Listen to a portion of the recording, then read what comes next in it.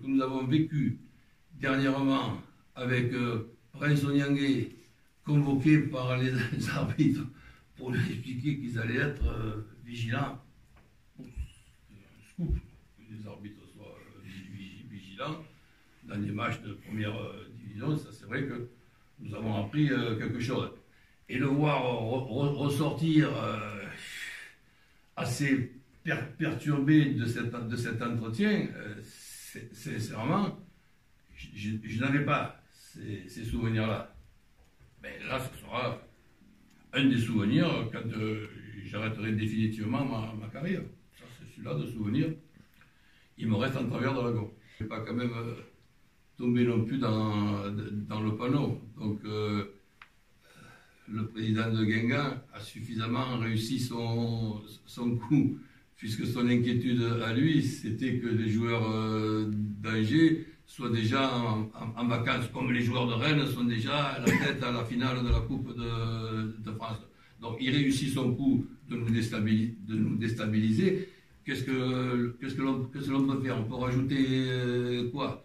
Donc le match d'avant à Nîmes, on a toute une page dans un journal important sur notre président. Le jour du match, bon, ben, je prends ça pour une coïncidence, parce que sinon après on va être encore critiqué sur un truc qu'on n'en est pas, c'est d'être des parano. Non, on fait avec, mais c'est vrai que rien ne nous est épargné. Et j'espère, là, pour ce qui est de cette dernière mascarade, que rapidement on donne le nom de ce joueur de Guingamp, le nom de ce joueur d'Angers. Comme je l'ai déjà dit, je suis assez bavard, je présenterai mes excuses.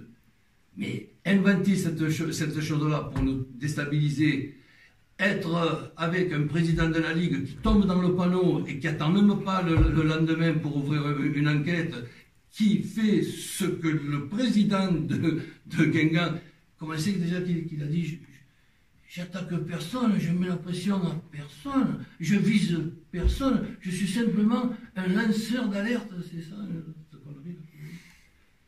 Mais donc il a lancé une alerte pour nous emmerder, mais il a réussi à nous emmerder. Mais si ça lui permet de rester en première division, il aura réussi son coup.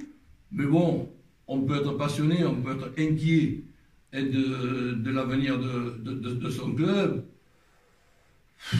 Ça a dépassé certaines limites. Là, pour moi, les limites ont été dépassées et j'espère que ça ne s'arrêtera pas là. Parce que s'il est démontré que c'est une invention, comme c'est le cas, et tout va bien, ça se terminera comment?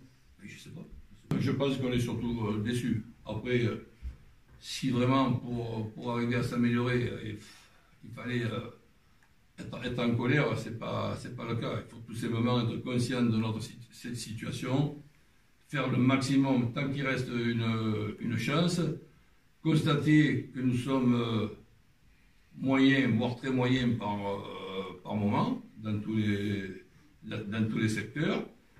Nous avons quand même besoin d'un peu plus de culot et d'être un peu plus incisif, malgré toute la bonne volonté que nous avons de mettre en place, par exemple, un quatuor offensif comme le dernier match, plus un milieu relayeur qui est plutôt porté vers l'offensive avec Demengué, un latéral au moins sur les deux qui peut apporter un petit plus et avoir aussi peu d'occasions. C'est sûr qu'on doit pouvoir faire mieux.